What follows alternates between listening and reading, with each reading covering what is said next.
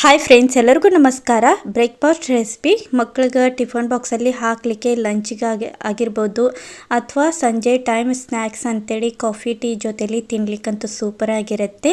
ಮಾಡೋದು ಕೂಡ ತುಂಬಾ ಈಸಿಯಾಗಿರುತ್ತೆ. ಈ ರೀತಿ ನೀವು ಮಕ್ಕಳಿಗೆ ಮಾಡಿ ಟಿಫನ್ ಬಾಕ್ಸಲ್ಲಿ ಹಾಕೋದಂತೂ ಸೂಪರ್ ಆಗಿರುತ್ತೆ. ಮಕ್ಕಳಿಗೆ ತುಂಬಾ ಇಷ್ಟವಾಗುತ್ತೆ. ಆರೋಗ್ಯಕ್ಕೂ ತುಂಬಾ ಒಳ್ಳೆಯದು. ಮಾಡೋದು ಹೇಗೆ ಅಂತ ನೋಡ್ಕೊಂಬರೋಣ.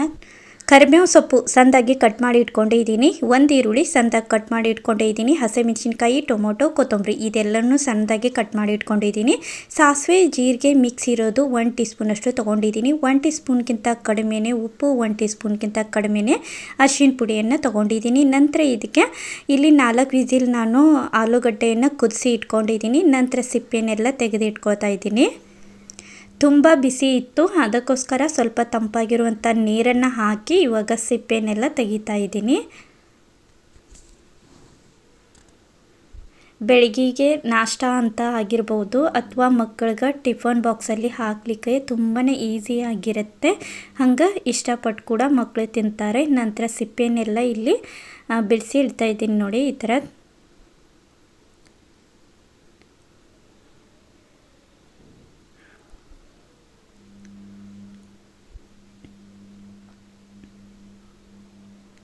ನೋಡಿ, ಇದಿಷ್ಟು ರೆಡಿ ಆಯಿತು. ಸಿಪ್ಪೆನೆಲ್ಲ ತೆಗೆದುಬಿಟ್ಟು ಇವಾಗ ಸಣ್ಣದಾಗಿ ಇದನ್ನು ಕಟ್ ಮಾಡ್ಕೋತಾ ಇದ್ದೀನಿ.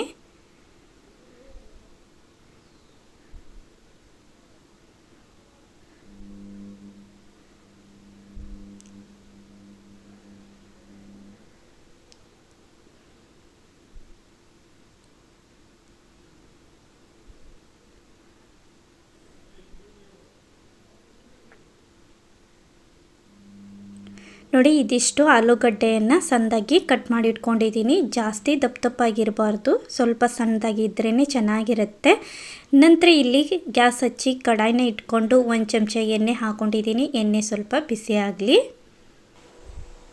ಸ್ವಲ್ಪ ಬಿಸಿ ಆದಮೇಲೆ ಸಾಸಿವೆ, ಜೀರಿಗೆ, ಕೊತ್ತಂಬರಿ ಕಾಳು ಅಂದರೆ ಧನಿಯಾ ಕಾಳು ಮತ್ತು 1 ಟೀ ಸ್ಪೂನಷ್ಟು ಬೆಳ್ಳುಳ್ಳಿ ಶುಂಠಿ ಪೇಸ್ಟನ್ನ ಹಾಕ್ಕೊಂಡಿದ್ದೀನಿ. ಹಾಕ್ಕೊಂಡು ಒಂದು ಸರ್ತಿ ಮಿಕ್ಸ್ ಮಾಡಿಕೊಂಡು ಇವಾಗ ಸ್ವಲ್ಪ ಕರಿಬೇವು ಸೊಪ್ಪು, ಸಣ್ಣದಾಗಿ ಕಟ್ ಮಾಡಿ ಇಟ್ಕೊಂಡಿರೋ 1 ಈರುಳ್ಳಿನ ಹಾಕ್ಕೊಂಡಿದ್ದೀನಿ.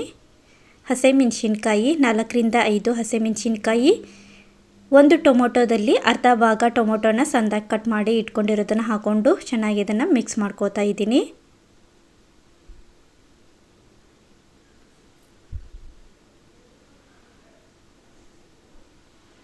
ಸ್ವಲ್ಪ ಈರುಳ್ಳಿ, ಟೊಮೊಟೊ, ಹಸಿಮೆಣಸಿನ್ಕಾಯಿ ಬೆಂದಿರಬೇಕು. ಅಲ್ಲಿ ತನಕ 1-2 ನಿಮಿಷ ಇದನ್ನು ಫ್ರೈ ಮಾಡಿಕೊಂಡು ಇವಾಗ ಉಪ್ಪು ಮತ್ತು ಅರಿಶಿನ ಪುಡಿಯನ್ನು ಹಾಕ್ಕೊಂಡಿದ್ದೀನಿ. ಹಾಕ್ಕೊಂಡು ಮಿಕ್ಸ್ ಮಾಡಿಕೊಂಡು ನಂತರ ಇಲ್ಲಿ ಸಣ್ಣದಾಗಿ ಕಟ್ ಮಾಡಿ ಇಟ್ಕೊಂಡಿರುವಂಥ ಬೇಯಿಸಿರೋ ಆಲೂಗಡ್ಡೆಯನ್ನು ಹಾಕ್ಕೊಳ್ತಾ ಇದ್ದೀನಿ. ಹಾಕ್ಕೊಂಡು ಅದು ಕೂಡ ಚೆನ್ನಾಗಿ ಮಿಕ್ಸ್ ಮಾಡ್ಕೊಳ್ಳಿ. ಮೇಲ್ಗಡೆ ಸ್ವಲ್ಪ ಸಣ್ಣದಾಗಿ ಕಟ್ ಮಾಡಿ ಇಟ್ಕೊಂಡಿರುವಂಥ ಕೊತ್ತಂಬರಿ ಸೊಪ್ಪನ್ನ ಹಾಕ್ಕೊಂಡು ಮಿಕ್ಸ್ ಮಾಡ್ಕೊಳ್ತಾ ಇದ್ದೀನಿ.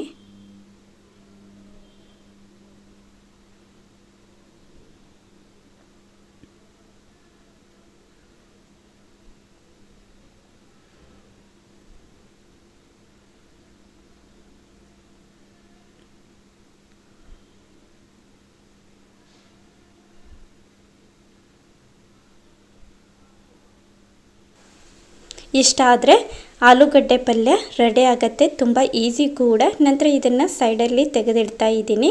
ಇಲ್ಲಿ ನಾನು ಗೋಧಿ ಹಿಟ್ಟು 1-2 ಚಪಾತಿ ಆಗುವಷ್ಟು ನಾನು ಗೋಧಿ ಹಿಟ್ಟನ್ನು ನಾದಿ ಇಟ್ಕೊಂಡಿದ್ದೀನಿ. ಸ್ವಲ್ಪ ಉಪ್ಪು ಹಾಕಿ ನೀರನ್ನು ಹಾಕಿ ಸ್ವಲ್ಪ ಕಲಿಸ್ಕೊಂಡಿದ್ದೀನಿ. ಕಲಿಸ್ಕೊಂಡು ಒಂದು ಅರ್ಧ ಗಂಟೆ ಆದಮೇಲೆ ಮತ್ತೆ ಇವಾಗ ಚೆನ್ನಾಗಿ ಇದನ್ನು ಮಿಕ್ಸ್ ಮಾಡ್ಕೋತಾ ಇದ್ದೀನಿ. ನೋಡಿ, ಈ ಥರ ಸ್ವಲ್ಪ ಮಿಕ್ಸ್ ಮಾಡಿಕೊಂಡ್ರೆ ಸಾಫ್ಟಾಗಿ ತುಂಬ ಚೆನ್ನಾಗಿ ಬರುತ್ತೆ ಚಪಾತಿ. ಅದಕ್ಕೋಸ್ಕರ ನಾನಿಲ್ಲಿ 2 ಉಳ್ಳೆಗಳನ್ನ ಮಾಡಿ ಇಟ್ಕೊಂಡು ನಂತರ ಸ್ವಲ್ಪ ಹಚ್ಚಲಿಕ್ಕೆ ಕೂಡ ಡ್ರೈ ಆಗಿರುವಂಥ ಹಿಟ್ಟು ಅಂದರೆ ಗೋಧಿ ಹಿಟ್ಟು ತೊಗೊಂಡಿದ್ದೀನಿ. ಸ್ವಲ್ಪ ಉಳ್ಳೆಗೆ ಗೋಧಿ ಹಿಟ್ಟು ಕೆಳಗಡೆ ಮೇಲ್ಗಡೆ ಹಚ್ಚಿ ನಂತರ ಲಟ್ಟಣಿಗೆ ಇದ್ರ ಚಪಾತಿ ರೊಟ್ಟಿನ ಮಾಡ್ತೀವಿ ನೋಡಿ, ಆ ಥರ ಇದನ್ನು ಲಟ್ಟಿಸ್ಕೋತಾ ಇದ್ದೀನಿ. ಜಾಸ್ತಿ ದಪ್ಪಗೆ ಇರಬಾರ್ದು, ಜಾಸ್ತಿ ತೆಳುವು ಕೂಡ ಇರಬಾರ್ದು, ಮೀಡಿಯಮ್ದಲ್ಲಿದ್ದರೆ ಸಾಕು.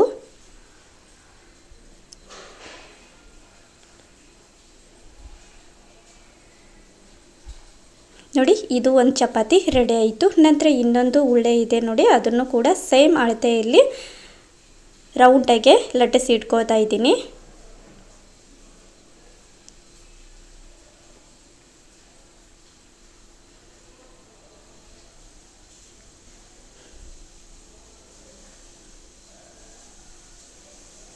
ಮೈದಾ ಹಿಟ್ಟು ಆರೋಗ್ಯಕ್ಕೆ ಅಷ್ಟು ಒಳ್ಳೆಯದಲ್ಲ, ಹಾಗಾಗಿ ಮಕ್ಕಳು ತಿನ್ನೋದಲ್ವ, ಅದಕ್ಕೋಸ್ಕರ ನಾನು ಗೋಧಿ ಹಿಟ್ಟನ್ನು ತಗೊಂಡಿದ್ದೀನಿ.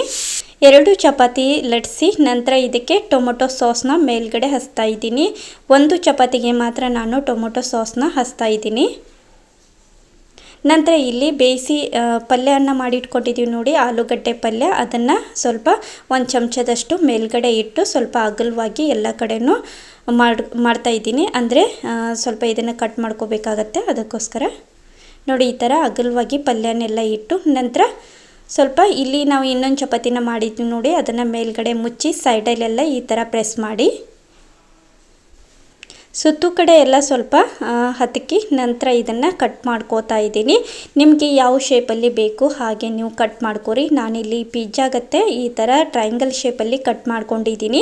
ಹೀಗೆ ಇದ್ದರೆ ಮಕ್ಕಳು ತುಂಬ ಇಷ್ಟಪಟ್ಟು ತಿಂತಾರೆ, ಅದಕ್ಕೋಸ್ಕರ ಈ ಥರ ನಾನು ಕಟ್ ಮಾಡಿಕೊಂಡು ಗ್ಯಾಸ್ ಹಚ್ಚಿ ತವಾನ ಇಟ್ಕೊಂಡೆ. ಅದಕ್ಕೆ ಸುತ್ತು ಕಡೆ ಎಲ್ಲ ಸ್ವಲ್ಪ ಎಣ್ಣೆನ ಹಚ್ಚಿ ನಂತರ ಇಲ್ಲಿ ಕಟ್ ಮಾಡಿ ಇಟ್ಕೊಂಡಿರುವಂಥದ್ದನ್ನು ಒಂದೊಂದಾಗಿ ಪೀಸ್ಗಳನ್ನ ಇಟ್ಟು ಇದನ್ನು ಸಣ್ಣ ಉರಿ ಇಟ್ಕೊಂಡು ಫ್ರೈ ಮಾಡ್ಕೊರಿ. ತುಂಬಾ ರುಚಿಯಾಗಿರುತ್ತೆ, ತುಂಬಾ ಟೇಸ್ಟಿಯಾಗಿರುತ್ತೆ. ಮಕ್ಕಳಿಗೆ ಟಿಫನ್ ಬಾಕ್ಸಲ್ಲಿ ಹಾಕ್ಲಿಕ್ಕಂತೂ ತುಂಬಾ ಈಸಿಯಾಗಿರುತ್ತೆ. ಹಾಗೆ ಮಕ್ಕಳು ಕೂಡ ತುಂಬಾ ಇಷ್ಟಪಟ್ಟು ತಿಂತಾರೆ. ಇದರ ಜೊತೆಯಲ್ಲಿ ಟೊಮೊಟೊ ಸಾಸು ಅಥವಾ ತೆಂಗಿನಕಾಯಿ ಚಟ್ನಿ ಇದ್ರಂತೂ ಸೂಪರಾಗಿರುತ್ತೆ.